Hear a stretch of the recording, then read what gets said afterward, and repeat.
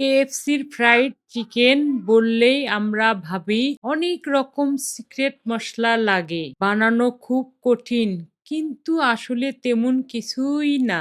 একদম সহজভাবে আমাদের রান্নাঘরে থাকা সাধারণ উপকরণ দিয়েই এই ক্রিসপি ফ্রাইড চিকেন তৈরি করা যায়। কোন মসলা লাগবে, কোনটা লাগবে না, সঠিক পরিমাপ কতটুকু, সবকিছু আমি ধাপে ধাপে দেখিয়ে দিয়েছি। সবচেয়ে গুরুত্বপূর্ণ যে কয়টি ধাপ আছে সেগুলো পরিষ্কার করে বুঝিয়ে দিয়েছি, যাতে সবাই একদম সহজভাবে বানাতে পারে। দেখুন তো। বিসমিল্লাহির রহমানির রহিম। আমি এখানে 1 কেজি ব্রয়লার চিকেন নিয়েছি।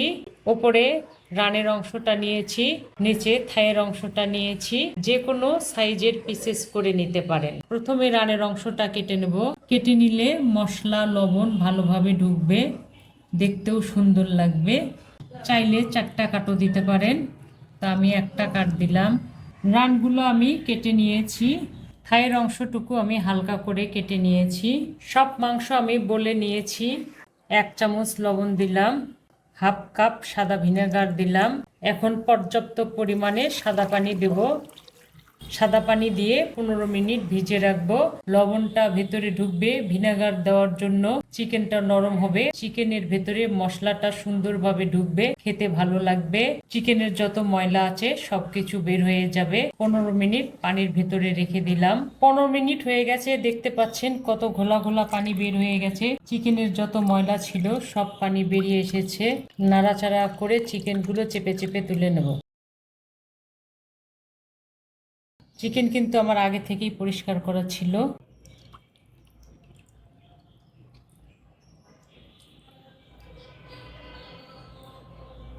এভাবে সব চিকেনগুলো আমি উঠিয়ে নেব।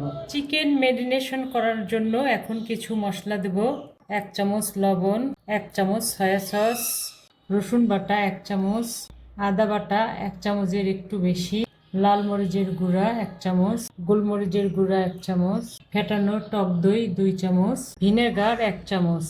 এই সমস্ত উপকরণ দিয়ে ম্যারিনেশন করলে পরে কেএফসির যে চিকেন ফ্রাইড আমরা খাই ঠিক সেরকম জুসি হবে এবং ক্রিস্পি হবে। আর ভেতরে সমস্ত মশলাগুলো ঢুকবে, খেতে অনেক মজা লাগবে। সমস্ত মশলাগুলো দিয়ে চিকেনগুলো ভালোভাবে মেখে নেব। সমস্ত চিকেন আমি সুন্দরভাবে মেখে নিয়েছি। হাতে সময় থাকলে 1 ঘন্টা, না হলে 30 মিনিট ম্যারিনেট করে রাখতে হবে। তাহলে একদম কেএফসির চিকেনের মতো জুসি হবে এবং ভেতরটা খেতে অনেক মজা লাগবে। 1 ঘন্টা পরে ফিরে আসছি। 1 ঘন্টা হতে আরো 15-20 মিনিট বাকি আছে। তো আমার দুটি উপকরণ মিস ছিল, সেই দুটো উপকরণ আমি দিয়ে দিচ্ছি। এখানে 1 চামচ পেঁয়াজ বাটা আছে, আপনারা চাইলে পেঁয়াজ গুঁড়াটা ব্যবহার করতে পারেন। আদার পরিমাণটা একটু কম হয়েছিল, তো এখানে 1 চামচ আছে, আগে হাফ চামচ দিয়েছি। মোট 1.5 চামচ। রসুন বাটা আগে হাফ চামচ, এখন হাফ চামচ, মোট 1 চামচ। চিনি আছে হাফ চামচ। চিনি দিলে পরে ক্রিস্পি ভাবটা লং টাইম থাকবে, কালারটা সুন্দর হবে। সবকিছু দিয়ে আবারও ভালোভাবে মেখে নেব। কেএফসির অথেন্টিক যে চিকেন, সেখানে কিন্তু জিরা, ধনে, গরম মশলা ব্যবহার করে না, ওই জন্য আমিও ব্যবহার করিনি। সবকিছু ভালোভাবে মেখে নিয়েছি। কেএফসির যে সিক্রেট উপকরণটা ম্যারিনেশনে দেয়, এখন আমি সেটা দেব। সমান করে হাফ চামচ বেকিং পাউডার। এটা কেন দেয় এটা আমি ভাজতে ভাজতে বা ভাজার শেষে বলে দেব। এখন সবকিছু ভালোভাবে মিশিয়ে মেখে নেব। যত ভালোভাবে মাখবো তত উপকরণগুলো অ্যাক্টিভ হবে, মশলাগুলো ভিতরে ঢুকবে, খেতে জুসি হবে আর অনেক মজা লাগবে। মাখা হয়ে গেছে। সময় থাকলে 30 মিনিট রেস্টে রাখবো, না থাকলে 1 ঘন্টার জন্য রেস্টে রাখবো। আমি আবারও বলছি, উপকরণগুলো যত অ্যাক্টিভ হবে একদম অথেন্টিক কেএফসির ফ্রাইড চিকেন হবে। চিকেন ম্যারিনেশনটা হয়ে গেছে।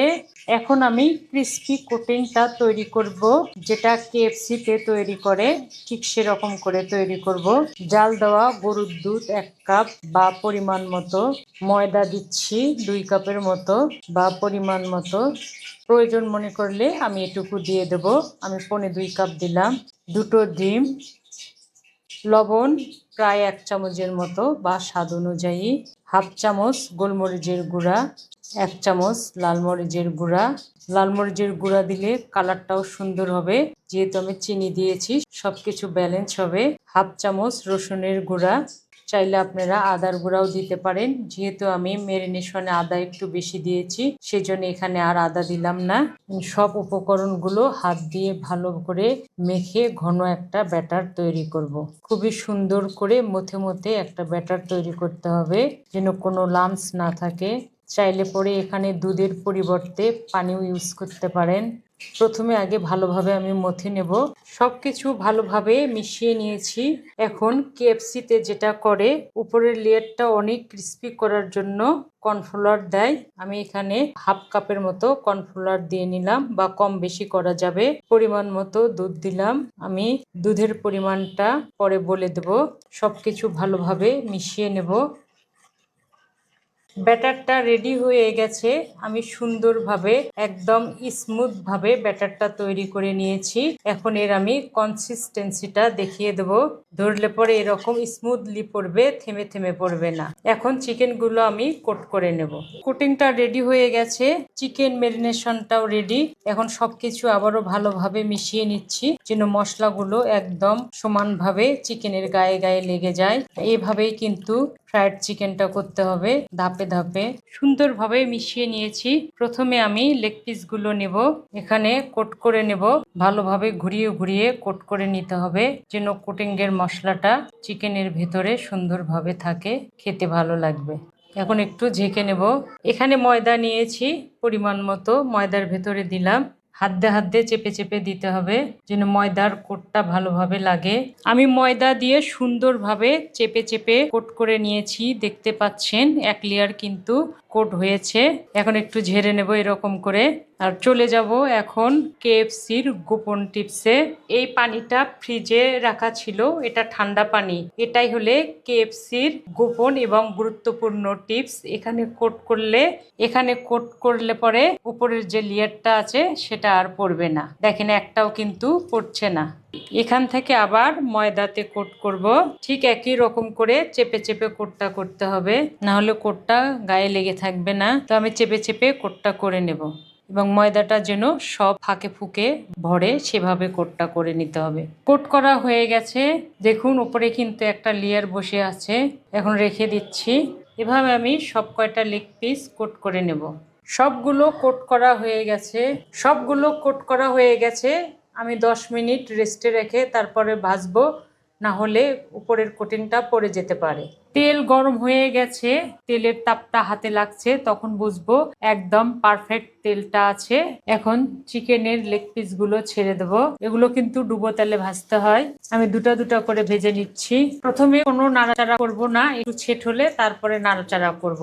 আর এক ব্যাচ হতে 15 থেকে 20 মিনিটের মতো সময় লাগবে। ছেট হয়ে গেছে, তেলটা একটু উপর দিয়ে দিচ্ছি, যেন সমান ভাবে যে পাপড়িটা হয়েছে পাপড়িগুলোর জন্য মুচমুচে হয়। আর এভাবে আমি উল্টিয়ে পাল্টিয়ে 15 থেকে 20 মিনিট ভেজে নেব। ভাজা হয়ে গেছে, দেখতে পাচ্ছেন কত সুন্দর একটা কালার এসেছে, একদম অথেন্টিক কালার। এখন আমি উঠিয়ে নেব।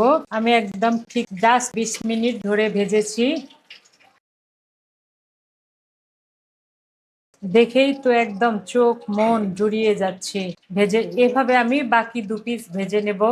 প্রিয় বন্ধুরা, দেখতে পেলেন কত সহজে বাসায় সামান্য কিছু উপকরণ দিয়ে কেএফসির ফ্রাইড চিকেন তৈরি করলাম। একদম সহজ, যা আমাদের রান্নাঘরেই থাকে উপকরণগুলো। এভাবে তৈরি করবেন। রমজান এবং ইফতার এবং স্ন্যাক্স হিসেবে যে কোনো সময় খেতে পারবেন। ছোট বড় সবাই একদম তৃপ্তি করে খাবে। আজ এ পর্যন্তই। ভালো খান, সুস্থ থাকুন। আমার ফ্যামিলির জন্য দোয়া করবেন। আল্লাহ হাফেজ।